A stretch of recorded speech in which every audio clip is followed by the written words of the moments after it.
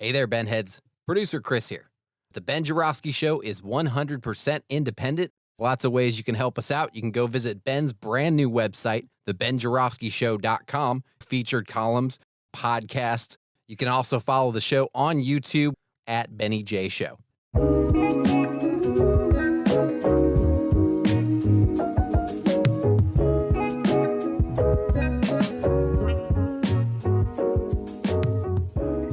Hello again, everybody. Ben Jarofsky here. We're calling this the Price of Eggs Friday, and here's why. I'm going to try to start this show with a straight face. It's hard for me not to be cracking up. My dear friend Monroe Anderson is standing by. I've known Monroe since 1983, I think 82. 83 was after Harold was elected. Anyway, neither here nor there. I've known him a long time.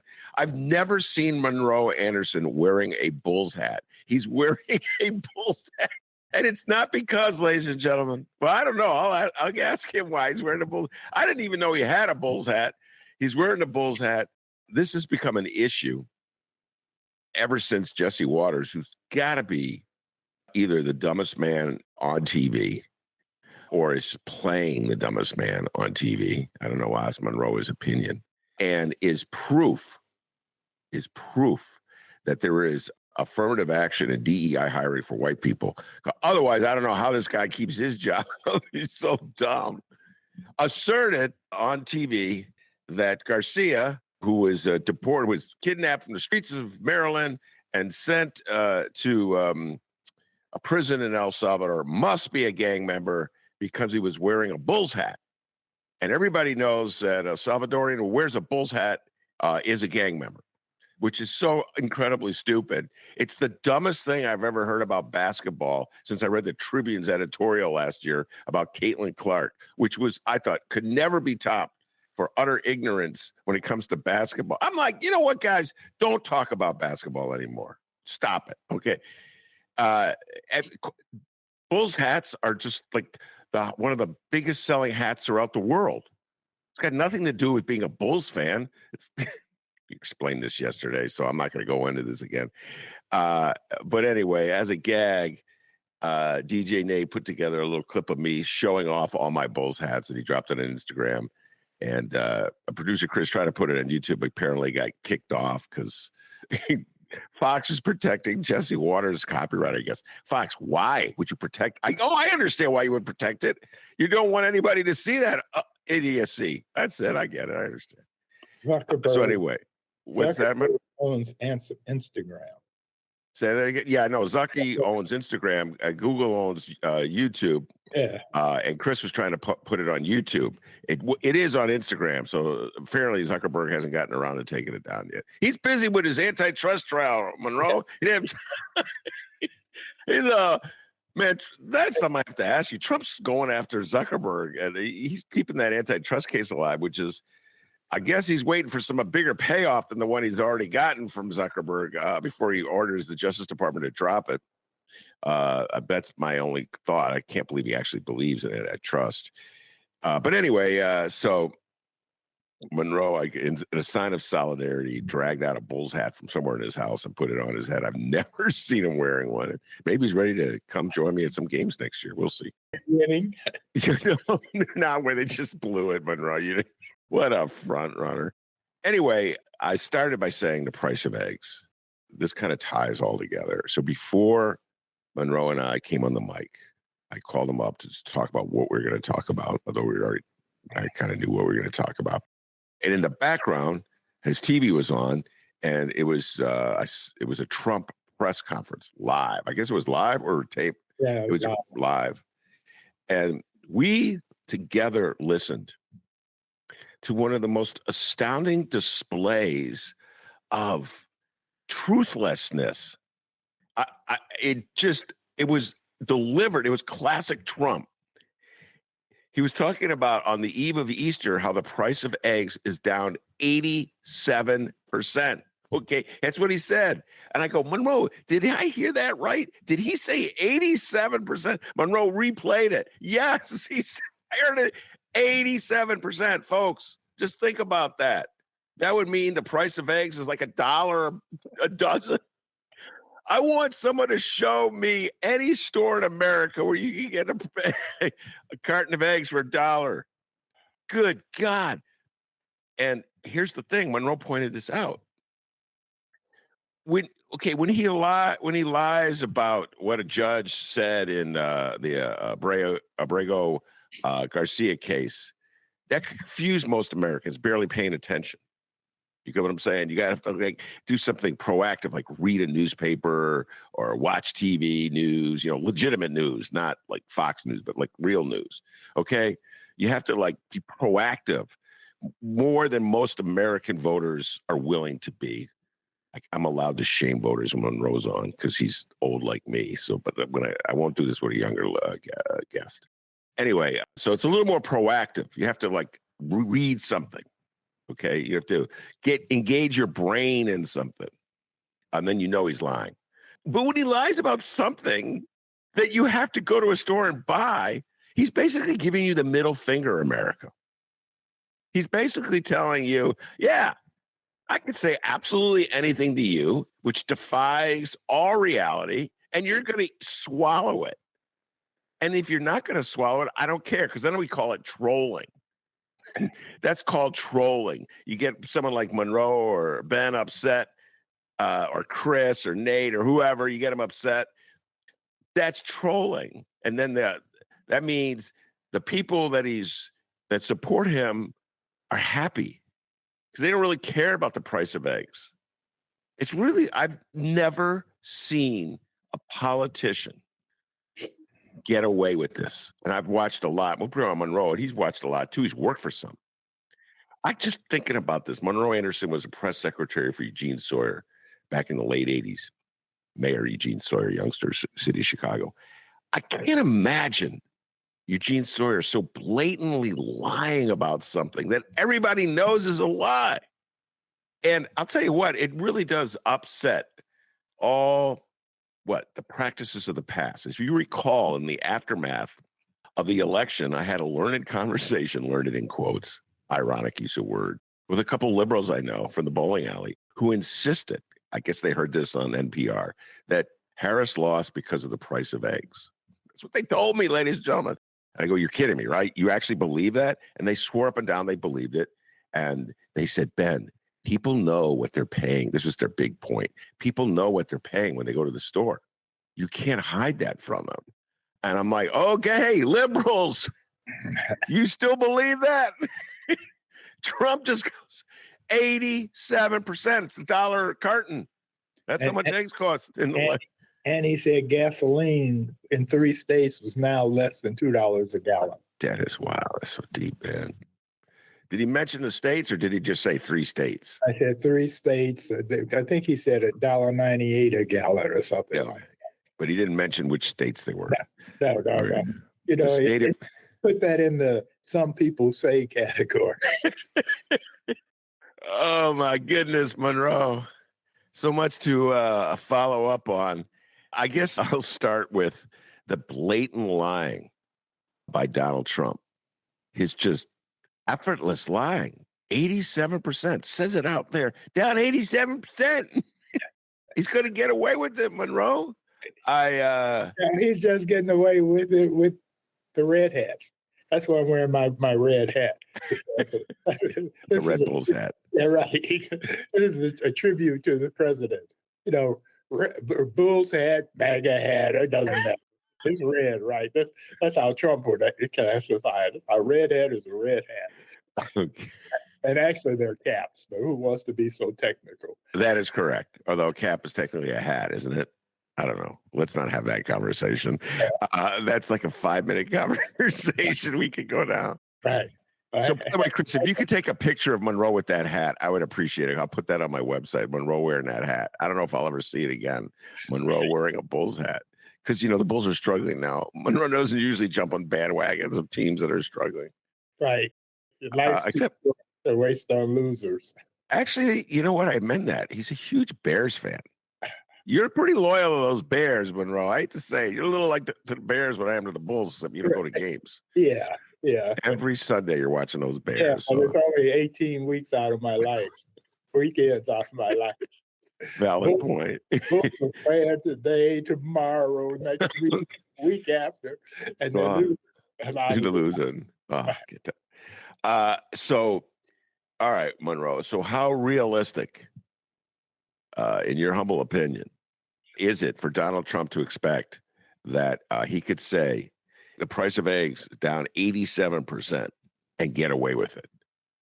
He can say it and get away with it if you watch Fox or read Newsmax. But if you watch just the regular news, then he's not going to get away with it. If you're not a dedicated, bona fide, card carrying MAGA person, he's not going to get away with it.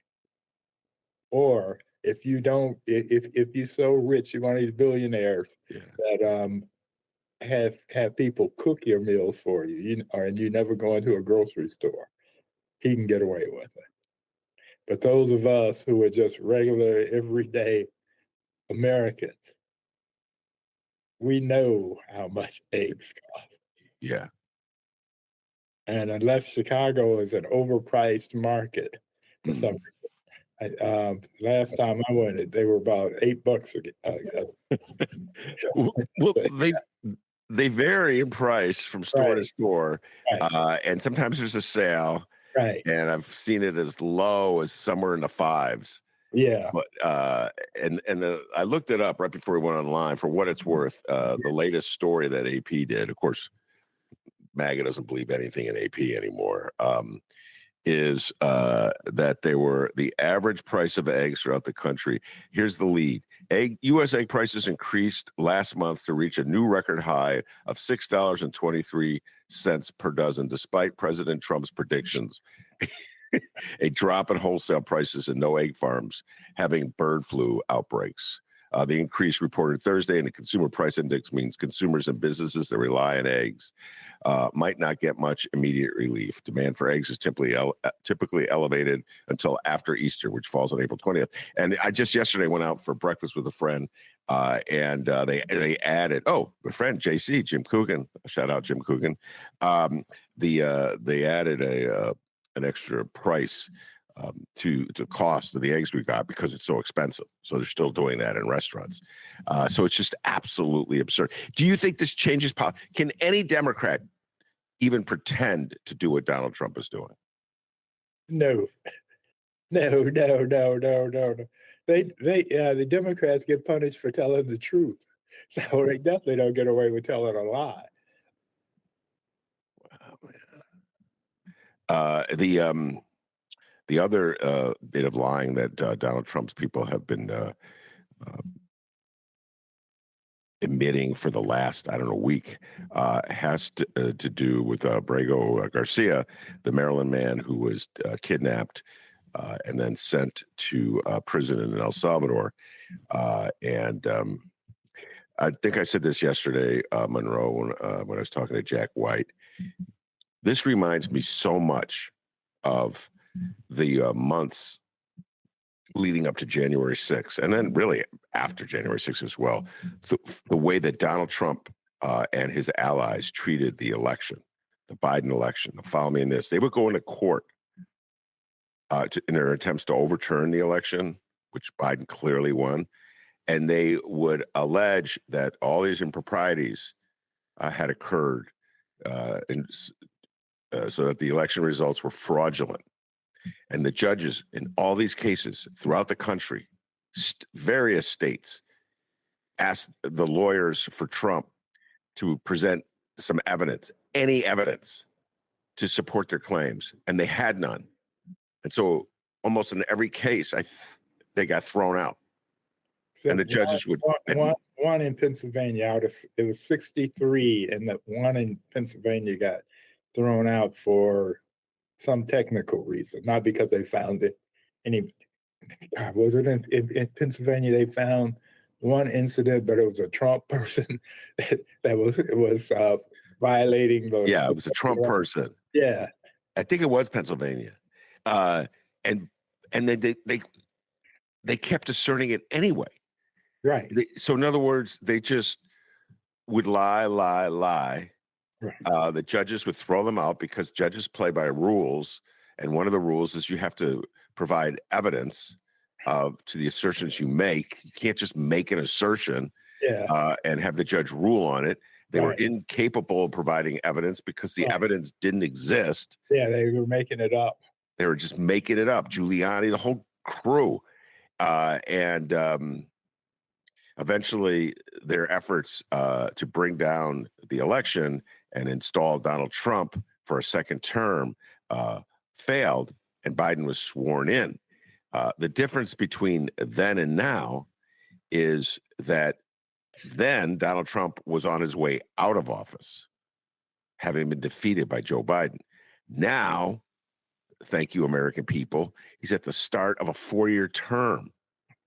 So he's just free to lie and lie and lie and defy. The judges are saying, please submit some evidence to validate what you're saying. Yeah. In so many cases. Right. And they're just not, they don't have the evidence because it's just like the election accusations, just making it up. So there is no evidence to submit. Right. So they just ignore the judges. Right. And that's at Trump's instruction. And what's going to happen is a couple of his people, his top people, will be charged with violating the court rules.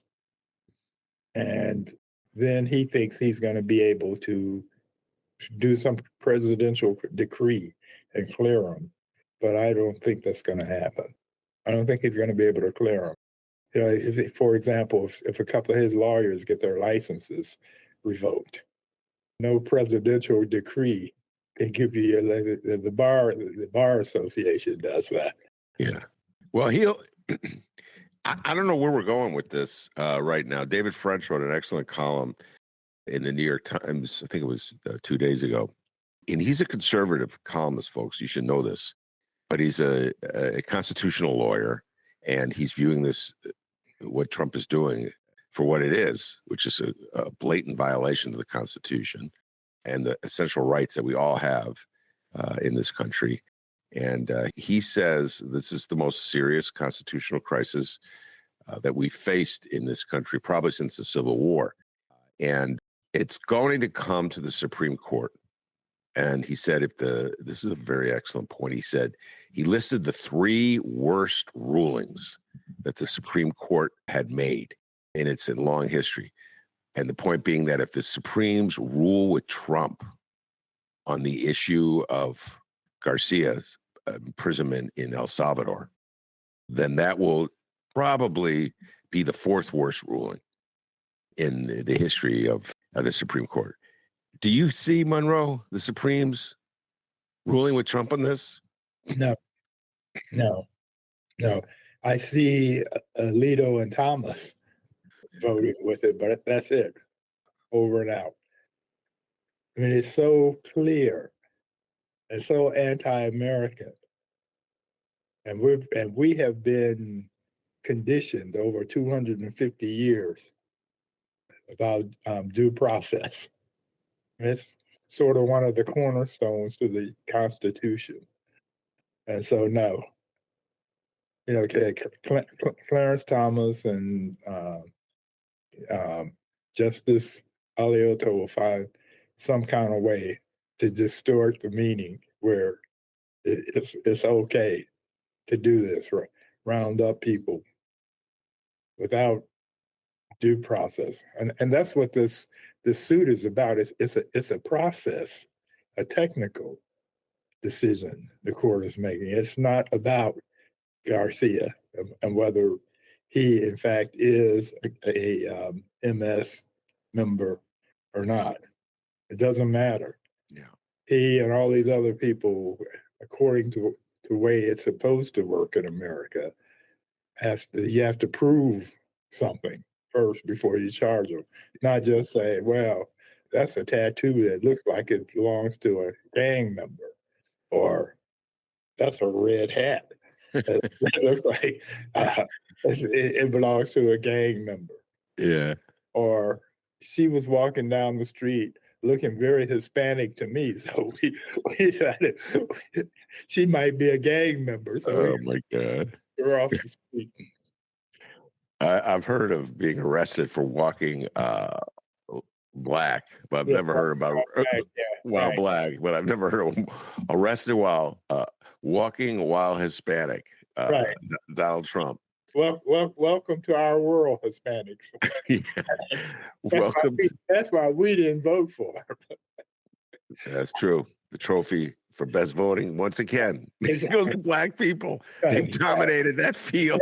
right, They've owned it. right, exactly. Best voting by a block of voters. One more time, Black America wins the trophy. The rest of you guys suck. Oh, Lord. By the way, you raise a point, and I would love to get your feelings about this.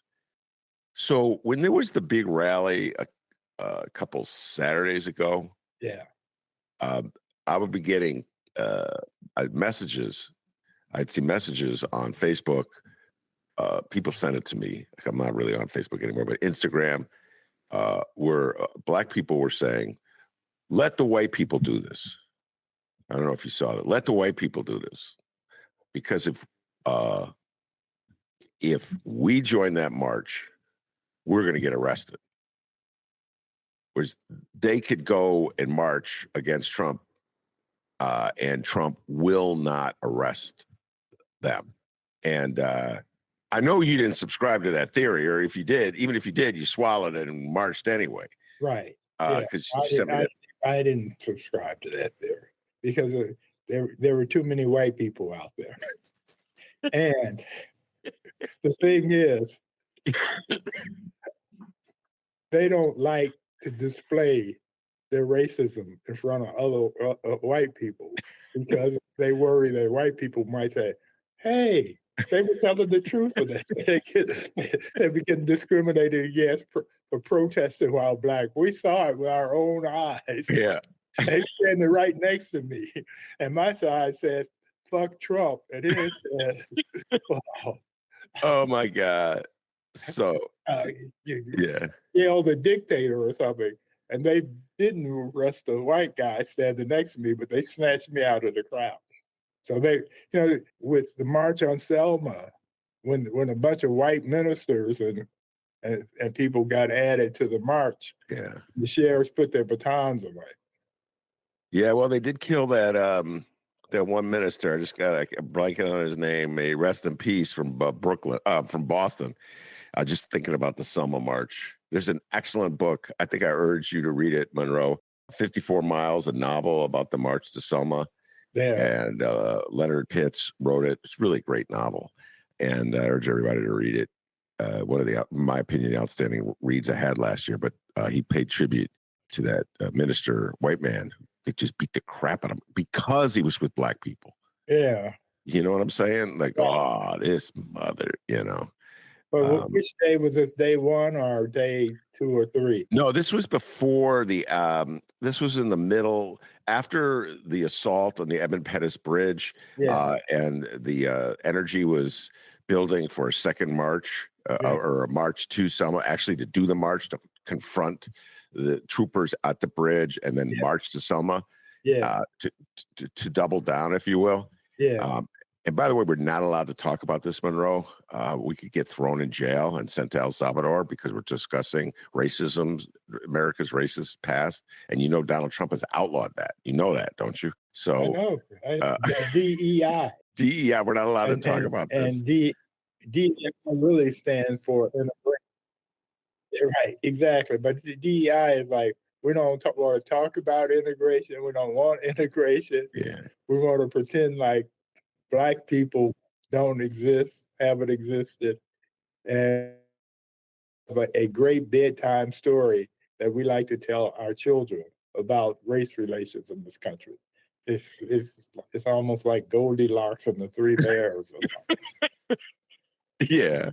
All right. You, on a brighter note, said something to me yesterday that I would love you to elaborate on. And you said that by July 4th, the political dynamics will have clearly changed in this country. I'd love for you to riff on that a little bit. Tell me, Yes. tell folks what you meant by that. Go ahead. Yeah. Trump is slipping and sliding in the polls of approval. And because of all the outrageous things he's done and the outrageous things he will be doing and the outrageous things he said and the outrageous things he will be saying, by 4th of July, he's going to be closer and closer to persona non grata. He's not going to be the savior from our Lord Jesus Christ by that time. And he's going to be a lame duck president. He's going to have trouble getting, the Republicans are going to be peeling off from him, the reelected Republicans, because lo and behold, next year there's a midterm. And in Trump's first term in the White House, the midterm results, the Republicans lost 40 seats in the House. And he's way more outrageous this time than he was then. And so the Republicans, who, as much as they love Trump, love their jobs more. And just like he's transactional, so are they.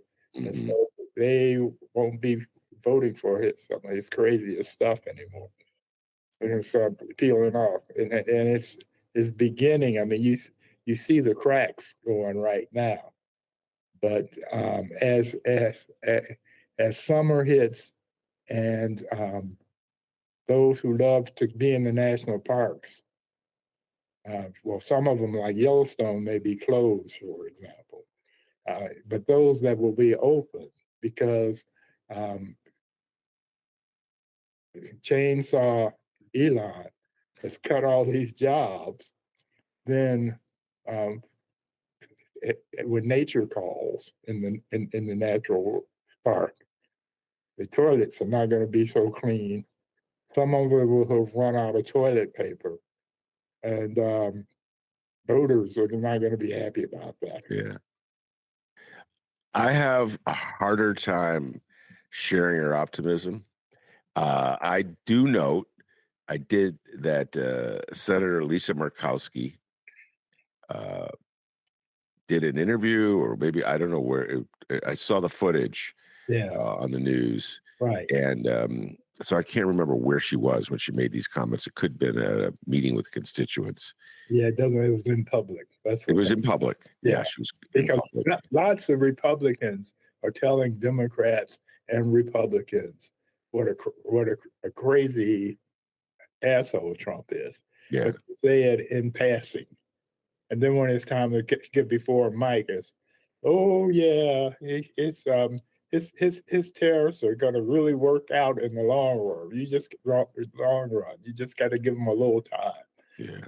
That sort of thing. But they know they don't like him, and they know that what he's selling stinks. But they're afraid of being punished by him. A bad tweet. No, they're afraid. Yeah, they're afraid. Yeah, they're afraid. And I'll go a step further. So Murkowski said, Senator Murkowski said that she actually said, I'm paraphrasing, these are frightening times. Right. That she's never seen anything like that you could be punished for what you say and what you do. Right. And so I had never heard a Republican express that. I'm trying to think. I don't believe I've heard another Republican, definitely not a prominent Republican, right, an elected official, express that before. So that was a significant. Actually, I think technically she's an independent, but she caucuses with the Republicans. So effectively, she's a Republican. And so I had never heard anybody on that side of the aisle express it so clearly. And I've said this for a while, Monroe. I do believe they're afraid. I believe there is fear in this country. For instance, when the spectacle of Bill Maher going to the White House and then coming back and talking about how gracious and a host Donald Trump was, Right. And how welcoming Donald Trump was, Right. and how Donald Trump, the real person, is nothing like Donald Trump, the person we see every day. Yeah. Which, like, is a distinction. He plays an asshole on TV, but really he's a great guy. Yeah, really, he's a great guy. Like, what does that have to do with absolutely anything? Right. Let's assume that it's true. Yeah. That Donald Trump is a great guy in moments of privacy that no one sees. Okay, Right. what does that have to do with anything? Right. And the Even fact the that people that work for him. I mean, there have been dozens of books written about what a jerk he is by former employees of his. So, I mean, just because he invited Bill to dinner and he played Mr. Nice Guy to him doesn't mean anything. And Bill sort of admitted that in his retelling of the experience he had. You mean his rewriting of what has gone down? Is that what you're talking about? No, he talked about, because I saw it live, when I watched this show that night. And he talked about how he was gracious, that Trump didn't even get upset when he stated some of the things he'd said about him in the past. And Bill came in there with a list. A list, yeah. I saw the same bit. Yeah. Okay. Yeah. And he had Trump sign it. Yeah. So he had a piece of paper with all the nasty things that Donald Trump has said about him over the years. And Trump signed it as though the whole thing were a joke, as if the whole thing were a sketch, as if the whole thing were what. See, the thing is, the office, the Oval Office, and the title, president, is just powerful. People who don't like the man love the idea that they had an audience with the president of the United States. That is correct. Obama said years ago that the nicest thing, the coolest thing about being president is that you could meet anybody you want to meet. You call up Jay-Z and Beyonce, and they're not going to say, well, I don't like this guy. They're going to be there. I mean, occasionally you'll get some jock or team that hates a president, so they won't show up. But as a general rule, if you get an invitation to the White House, you are going. All right. Well, let me ask you that. As a general rule, if you get an invitation to the White House, you're going. Would you go if Donnie invited you? Yeah, I go. Just to see what the experience was like. I mean, it's not that I would come back and then the next show we do together, I'd be singing his praises. You're not going to pull a Bill Maher? Oh, God, he's such a great guy. Bill, even in his thing, he said, well, he was nice personally, but the stuff he's been doing, and that he would be surprised if tomorrow when Trump was on TV or wherever, he wasn't the Trump that we all know. I mean, he didn't want to seem like a total fool. No, just a half fool. Right.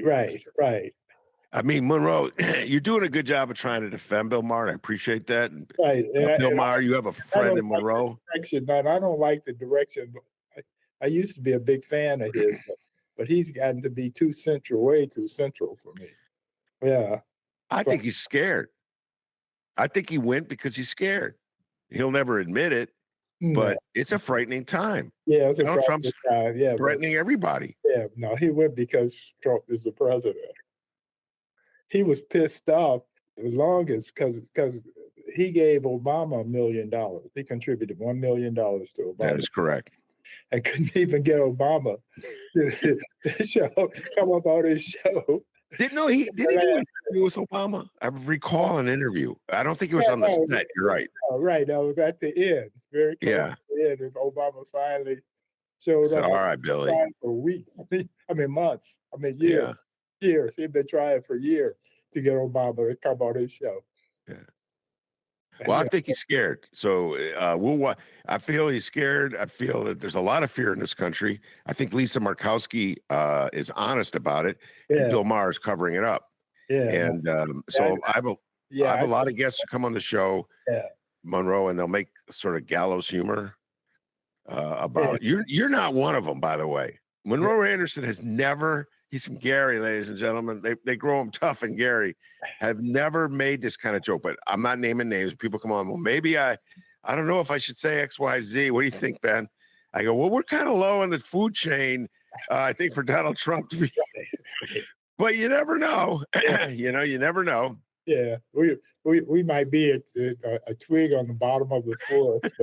Trump family vacuumed that day to prevent forest fires. Yeah, you got to go low to get to us. Exactly. But Bill Maher is a high-profile guy, and And ABC I think it was ABC, canceled him 30 years ago or whatever, when he was first started yeah, because he was too radical. But I don't think, I think that he went because it was the White House, and B, whatever happened, he was going to talk about it, which would increase his ratings. yeah. And yeah, and he has gotten to be more centralist, but he's not a Trump supporter. No, but he hates the left so much Yeah, that it amounts to the same thing. I right, think he was talking about all the stuff they agree with. right. I don't think I would go. I don't know. I don't think I would go. I don't think I would go to the White House, even in the unlikely, unbelievable, never is going to happen event Right, that he were to invite us. Let's say he invited the two of us, right, and I'd say, Monroe, you go, so I don't have to. right. And I And say, okay, free meal, I'm there. right, right now, hanging, hanging out in the White House, something You- to tell my grandchildren about. yeah. Don't even have to mention Trump's name. Oh, you know, when they get smart, they go, Daddy, I mean, Right, Grandpapa, right, who was the president? Was it with Obama? right, No. Oh, right. was it with Joe Biden? No. Oh, was it with Bill Clinton? No. Well, who was the president? You'd be like, No, no, suddenly, no, no, no. oh, No, I say, and I sat down with him, and I said, Trump, quit acting a fool. What's oh. wrong with you? And then you'd be in a cell right next to Garcia. Okay, move up, Well, this is Garcia. what Bill said, that he said some of the negative things he had said to Trump's face about what he said on his show about him. And he said, and Trump just sort of shrugged it off. Yeah, that's why I said, oh, he's a great guy. Right, Love him. right. Well, he was nice to me. I don't know what I could Yeah, stop complaining, liberals. right. Trump will say, "Oh yeah, I remember when we met in 1988 after the Spinks Tyson fight." I remember you from there, which would be a lie. Oh yeah. He remember you. No, he gets you mixed up with Willie Brown. Yeah, Remember right, he got Willie Brown mixed up. right, Uh, exactly, right. who did he get him mixed up with? Another black guy. Remember he was in a helicopter with him. He got him mixed. Well, as a black person, I've been confused with several black people. Alan, the TV person, he used to have a talk show back then. Okay. Brian Allen. Okay. Um, Brian Allen. Oh my God, that guy's an executive now. yeah, no, he owns a whole bunch of stuff. Yeah, About hundreds of millions of dollars, man. exactly. Yeah. And I guess the baseball hitter, I think that's the name, Daryl something. I don't know. Strawberry? Yeah. You got confused for Daryl Strawberry? You don't look anything like Daryl Strawberry. We all look alike. OJ. No, you're lying. Right. Nobody said you. Before You the murder. Yeah, right. I know. No, all black men look alike. So That is yeah, so. right. And when I was in Africa in February, some of the Africans told me I looked like Morgan Freeman. I reminded them of Morgan Freeman. So it's like I'm your all-purpose black man. Yeah, I guess so. All right, Trump is waging war on Harvard, and I'm watching this thing unfold. and wondering where the hell is this going to go. He is. There's been a number of declarations he's made over the last few days, pulling funding, research funding from Harvard, freezing it.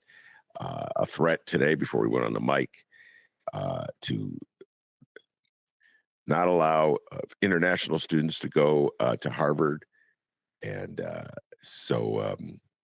and then there's the embedded in the threat was like another lie where they talked about we realize, Harvard, that you're dependent on these international students for their tuition. So it's like straight out gangsters. Yeah, but that wasn't a lie. That was ignorance. Harvard has a $53.2 billion endowment. Yeah. They are 130 years older than the United States. Wow. They're not going anywhere. No, they're not going anywhere. And they're not. Again, you have to do a little reading. The article that I read, 2 articles I read about this, pointed out that Harvard subsidizes the tuition of its international students as much or more than any other university. So they aren't dependent. Right. On the and also it's the same thing for, I think it's 70% of their students. The endowment pays for. They don't have to pay for. Yeah. They have a generous. Right. Exactly. Now, if you sent your kids there, you probably have to pay them $90,000. Because I'm such a wealthy podcaster. I think the cutoff is like $200,000. I saw that, or $100,000. Yeah, right. I'm almost there. Right. Exactly. Right. But the thing is, except for those very rich people who can make very significant contributions to Harvard, it's become a lot more compassionate towards the unfortunate than they were, and that's probably pissing Johnny off too. And we know that he didn't get into Harvard, and so that's the type of thing he carry a grudge about. Wow, there you go. Yeah. I did not know. I either forgot that or did not know it. That Donnie tried to get into Harvard and was. I don't know if he tried to, but if he could have gotten in, if his father could have bought his way in, because that's how he got into the University of Pennsylvania. Oh, to Wharton, the business school. Yeah. His father paid a bunch of money. Yeah, I think that actually the movement at Harvard to put a greater emphasis on students' economic background was in itself a reaction to the fight against affirmative action. Right. So, the complaint was that Blacks and Hispanics were getting, it's so funny to say this, we're getting a break over white people. So what they did, they started moving toward being more generous across the board, just based on your income. Right. As a way to avoid affirmative action, reverse discrimination lawsuits. Right. In fact, a lot of the wealth that, like with the country in general, America in general, a lot of the foundation to the wealth of Harvard was built off of free labor from the slaves. So I mean, it's sort of repercussions. Yeah, I feel like this is part. This is where I think that you there's some validity to your theory, which is that the country is churning, and I'm not sure I believe that the July 4th moment will be a key date in this, a key indication of this. But I do believe that, like, waging war against an institution like Harvard, how do I put this, will generate more hostility than support among key groups of rich people in this country. Right. So I think he's taken it a step too far. It's one thing when you like pick on the city of Chicago and it's a mayor, a black man that the powers that be in the city cannot stand and can't wait. Well, I'm gonna get to that in a little while. Yeah. We got to do a Brandon Johnson question for you. We haven't done that in a while. It's one thing to pick on Brandon Johnson or Lori Lightfoot. I don't know if you saw this, that Trump took a shot at Lori Lightfoot. I heard he couldn't even remember her name. Lori. Yeah, right. Basically what he was saying was that bull dice. that was the bad. I mean, that's, I think that's what he was saying. Just know his mentality. Yeah, that's where he's at. Yeah. So you take a shot at them, and I think a good chunk of Americans like, yeah, Chicago sucks, man. But you go after Harvard, like a lot of people want to get their kids into Harvard. Isn't that still? Not only that, but a lot of people that run America and went to Harvard or Yale. They went there. And so they love Harvard. Yeah. Those who got to go love Harvard. Because another secret well-kept secret that a lot of people don't know is that if you get into one of those schools, Harvard or Yale, it's damn near impossible to flunk out because they give you all sorts of breaks in the classes or what have you to confirm their brilliance in selecting you to begin with. But all these people who applied, they chose you, and therefore they don't want to flunk you out. I did not know that. Yeah. How do you know that? Your friends went to Harvard? I know you didn't go to Harvard. You went to the Harvard of the Midwest, the University of Indiana. Right, Harvard of the Midwest. I like that. I'm going to tell them that. That's how you have to promote yourself from now on. The Harvard. Trump could say he won the election in 2020. Surely you could say it's the Harvard of the Midwest. Man, I'm going to tell you something now on a tangent, but I'm just going to share this with you, Monroe. You'll get a kick out of it. So when I was coming out of high school, we were trying to figure out which college to go to. I had a dear friend, and I've known since 6th grade, and he wanted to go to a small Midwestern college. There's the Associated Colleges of the Midwest. There's like Ripon and Cornell and et cetera, and so forth, Beloit. And he wanted to go to which one of those, I can't remember which one. And his mother insisted, this is 1973, his mother insisted that he go to the University of Indiana, Bloomington, where you went, on the grounds, kept this. This is how a baby boomer's parent viewed the world, on the grounds that at a big Midwestern college with a huge sports personality, there would be less drug use than at a small liberal arts college. She just assumed anybody who went to a small liberal arts college was a drug user. And anybody who went to a big Midwestern Big Ten school was all American, corn-fed. So this kid went to this Bloomington and became the biggest pothead in the world because there's a lot of reefer going down. Oh, let me tell you quickly this story. Yeah. I started there in 1965. Okay. My freshman year, I got put on social probation because we had a penny poker game going on in the dorm room. It was me and like 4 or 5 other guys. We had a penny poker game and we're drinking beer, and we got caught. We were called before the dean's office. He said he was going to contact all our parents and let them know. And I lied and said my parents were super, super religious, and they would kick me out. They pulled me out of college if they told them that. Oh my God! Right. That's that Gary stuff, man. So, the thing is, my mother was super religious. My father wasn't, but they were so proud that I was there. Okay. They wouldn't pull me out. They were overjoyed. That was a first generation college. I just didn't want to embarrass them or disturb them. So I got it done.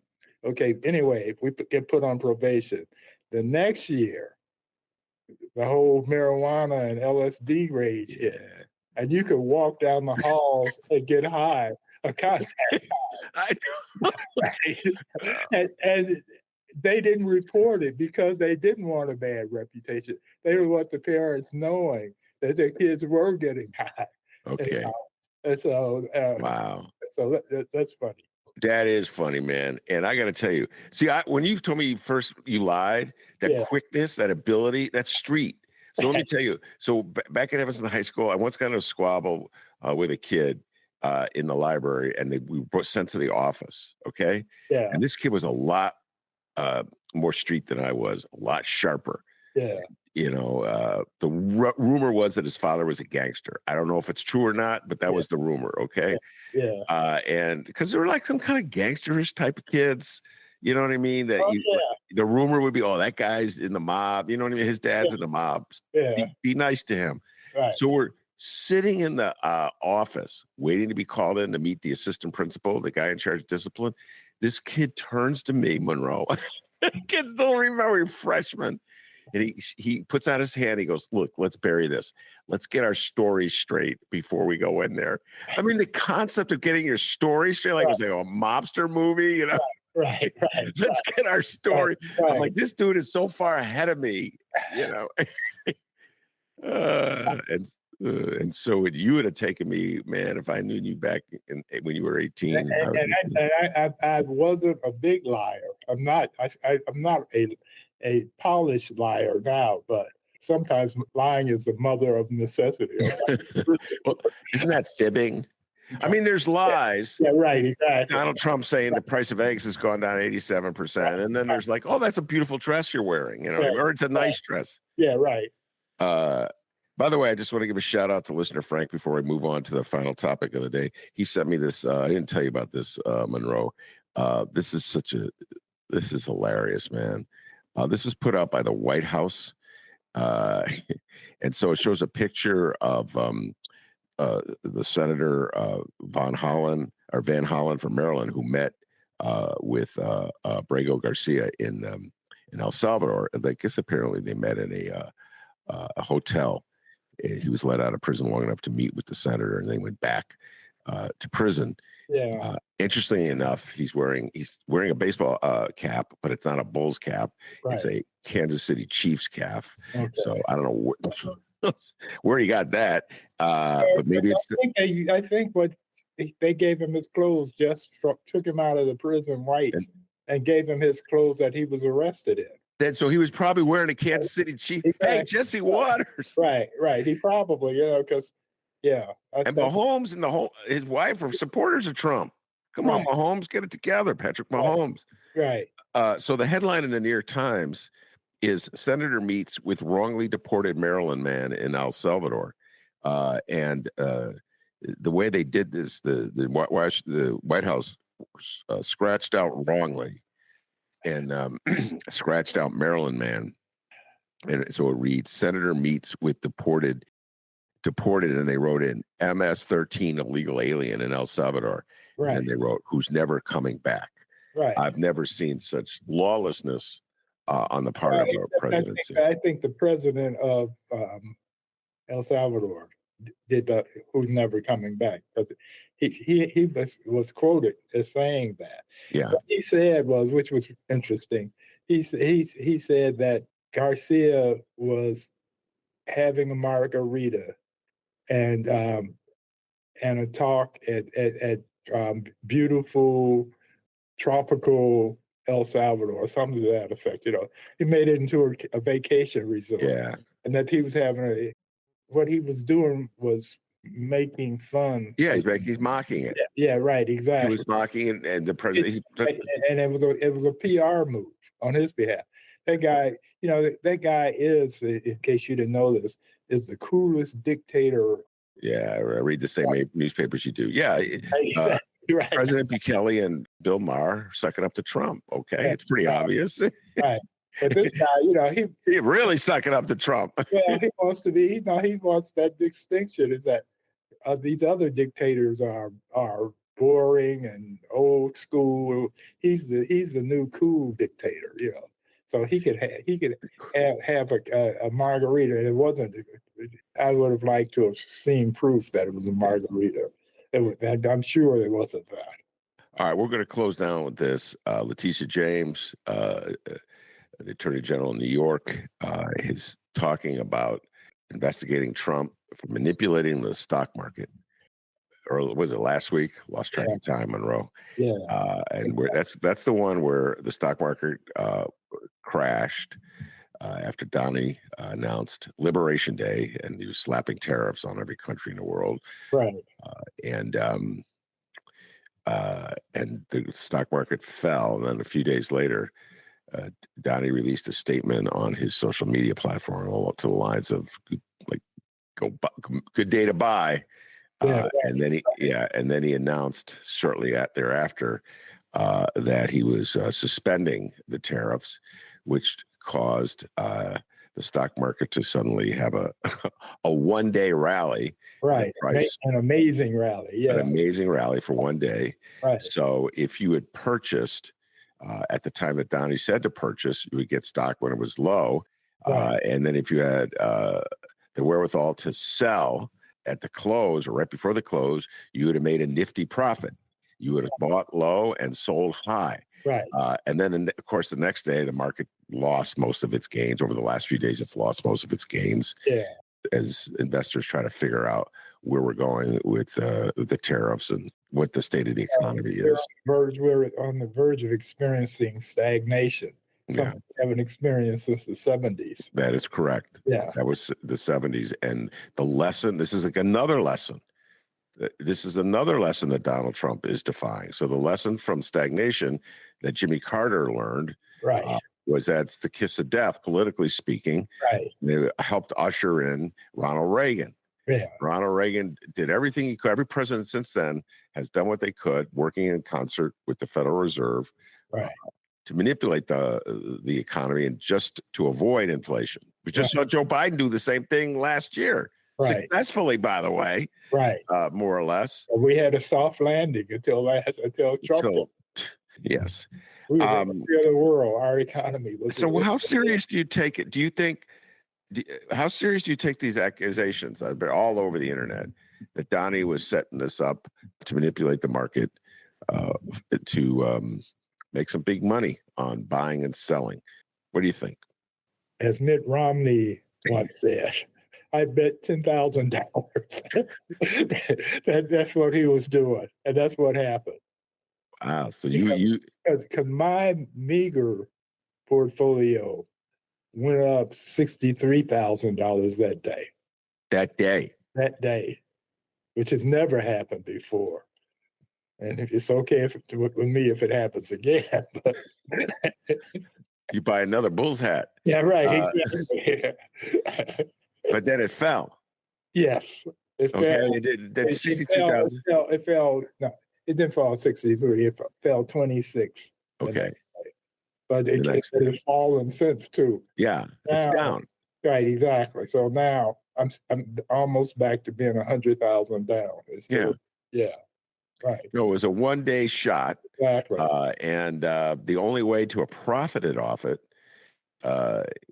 if you're following Donald Trump's social media, is to buy immediately and then sell right before the market closes. Exactly. Because it's a one-day shot. Right. So then you get the benefit of the one-day shot. Right. So Letitia James is going to look into this. Oh, yeah. Because what Trump does, he announces, he does this stuff, his sneaky, crooked stuff, he does out loud so that he has the defense of saying, well, this is what I said. It wasn't hidden or secret. I told everybody. Yeah. Everybody had a fair chance at doing it. Yeah, no, he has. Like Russia, if you're listening. Yeah, Russia, if you're listening. Why don't you go? Right. Hack into those emails, all right? If you're listening. Right, exactly. Well, I'll be curious to watch that one. Of course, there were all such threats made against her in the aftermath of MAGA and Blay. Well, they don't like her because when she ran, what she said was she's going to hold him accountable. That was her campaign promise. And then when she did it, unlike when he promised that he was going to do something to us, it was terrible that she did that. for his MAGA crowd. Nobody. Yeah. It was terrible for the MAGA crowd, and they're going to be looking for revenge. All right, Monroe, I'm going to let you go, close down the show, and close by thanking you for wearing that Bulls hat, showing solidarity with me. And the losers. You didn't have to say that. Losers, yeah, right. My beloved Bulls did lose the other day. Their season ended. They totally folded. They got scared. Wasn't even close. Right. So, we'll close with this little joke. What do the Chicago Bulls, when they play the Heat, have in common with Bill Maher? They're both scared. And well, I'm scared, Donnie. Oh, Donnie, you're such a great guy. All right, Monroe Anderson, thank you very much, and appreciate you wearing a hat very much indeed. We'll talk to you real soon. Also want to thank producer Chris. He's always wearing a Bulls hat. Thank you very much, producer Chris. Give yourself a raise. Take it out of petty cash. I apologize to everybody who sees this. It's dark in my room. That's because my light burnt out right before we did the show, Chris. That's what I'm just telling you why the light burnt out. What are you going to do? All right. Take care, everybody. Peace and love.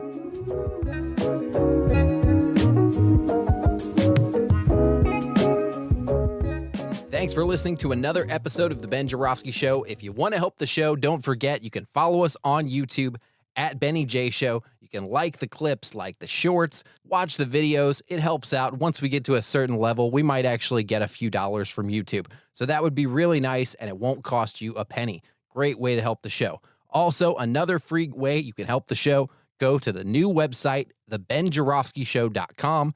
Ben is constantly updating new featured articles.